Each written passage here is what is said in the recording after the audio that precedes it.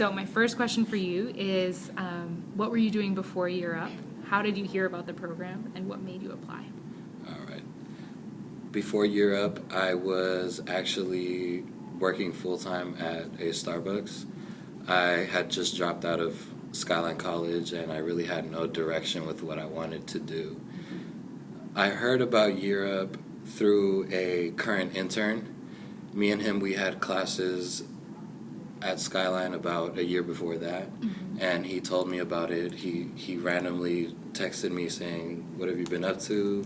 How's school going? Are you still in school?" And he pretty much told me about Year Up, what it's about, and to check it out.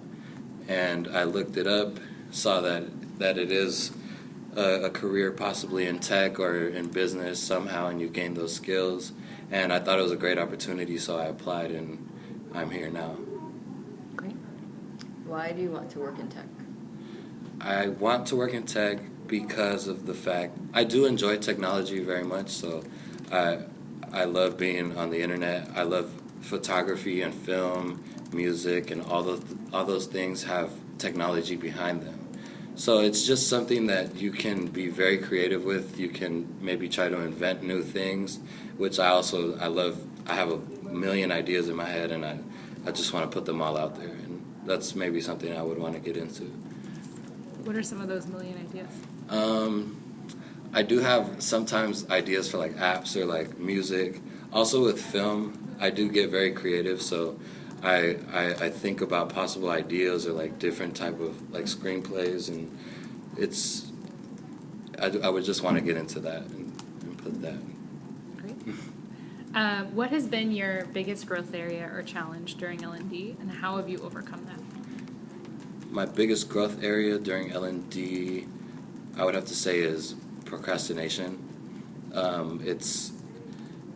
I tend to let assignments and deliverables pile up and then say, "Oh, I'll get to them later."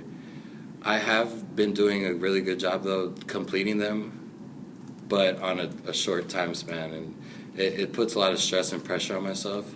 But I have been working with that with my coaches. We've created a plan on how I can write down all my deliverables and find a time when I will be able to do that, rather than just leave it all at the end and get it done. So I've been growing on that. For the role that you're applying for, can you tell us why you would be a strong candidate? For the role of project coordination, I would be a very strong candidate because I love to work in teams and lead teams and facilitate.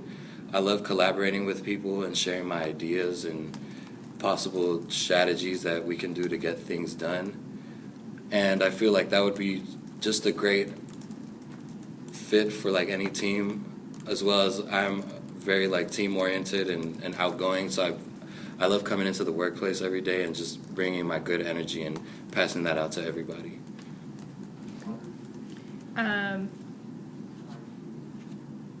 What do you feel like is your greatest technical strength? My greatest technical strength would be using Microsoft Excel. It's something that was new to me not too long ago, and practicing using it, I actually found out that I am pretty good at it. And it's something that I'm not extremely good at yet, but it's something that every time I use it, I learn something new. So it's something also, as well as being able to put information and put it on a spreadsheet into a workbook, and you can create graphs and find trends and data and possible profits and money that's lost. It's something very interesting to me. Talk about a time when you had to complete a large quantity of work in a short period of time, and how did you make sure that you delivered a quality product on time? Well, in high school, we had a senior project called the Senior Portfolio, and that portfolio was a collection of work that was from all 4 years of high school, and you had to plan an hour-long presentation on how you perfected the 4 school outcomes, which are communication, social responsibility, personal responsibility, and critical thinking. So they give you They give you a large amount of time, but with my procrastination, I left it behind, and I had to do it within like the last 2 weeks, as well as juggling that with other school materials. But I was able to really focus. I would stay after school. I would ask help from teachers, from other students, and I ended up doing really good on it. I did an hour-long presentation, which I didn't think I was capable of. Nice. That's great. What would you do during the first week of internship to set yourself up for success? I would say ask questions, ask a lot of questions. I've been asking around from other professionals that I've met, and they say don't be afraid to ask questions. If you're not going to go into internships knowing everything, and sometimes they will forget that you are an intern, or they might not notice you, so let it be known that you're there, that you are there as an intern, and don't be afraid to ask questions, and learn as much as you can. Give me an example of a time when you did more than was required in your job. At one of my past positions at FedEx, my position was to sort packages and load them onto the trucks. I was very proficient at that, so I was always one of the first ones to do that. So when I would finish my workload, I would go off to the damaged or broken items, and I would do quality assurance on them and see if they're still working or if they're able to be repacked. So if they were able to be repacked and sent out, I would repack it and send it out without them having to tell me. I would go find other colleagues that maybe needed help. So I would go around and just see what needed to be done that wasn't finished yet.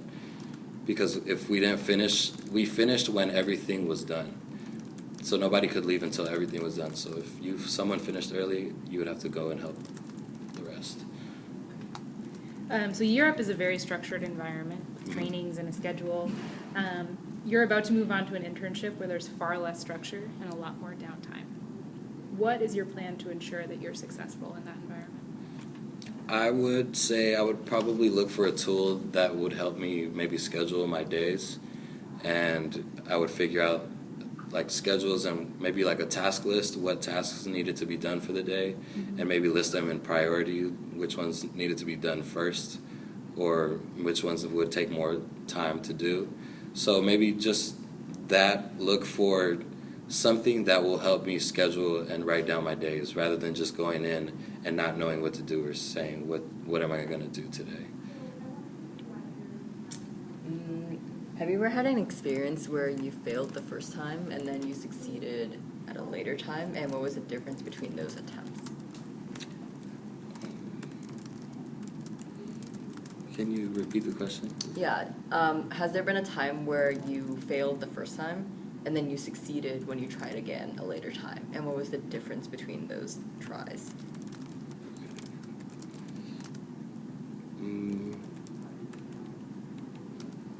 I would say in college when I was at Skyline, I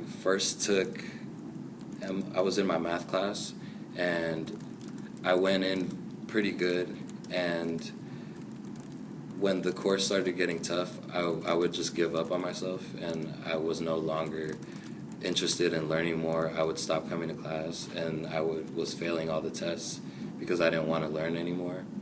And I eventually had to drop that class. The next semester, I retook the class, and I said I was going to challenge myself and learn everything as much as I can and not give up. And I ended up passing the class with a B, which was pretty good for me. So just keep pushing yourself and don't give up when you come across failure. Great, thanks. What is your career goal immediately after graduation, and then 3 to 5 years down the road? Immediately after graduation, my career goal would be to first apply for jobs. I would want to find a stable position where I'm able to save some money up in order to go to school after that. Yeah, just applying for jobs, seeing where that takes me. Maybe applying for classes too, part time. Just maybe trying to juggle the both if I do get a position after that. But my long term goal is to go to school after that. Tell me about a time when someone else didn't understand your point of view. How did you handle that situation, and what was the outcome? Someone else.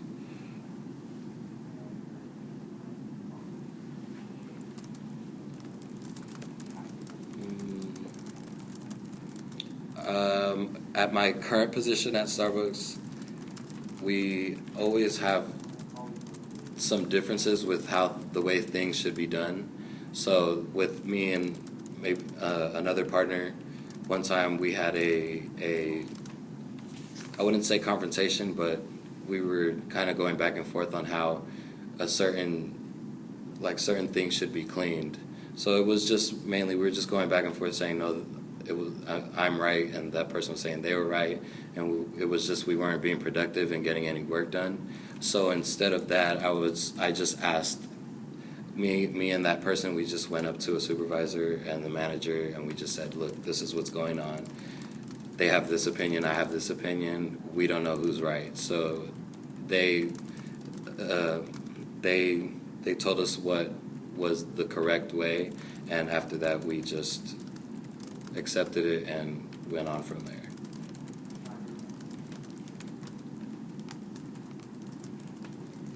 What has been your greatest accomplishment at Europe? My greatest accomplishment? I have many. My greatest accomplishment is for the business plan project.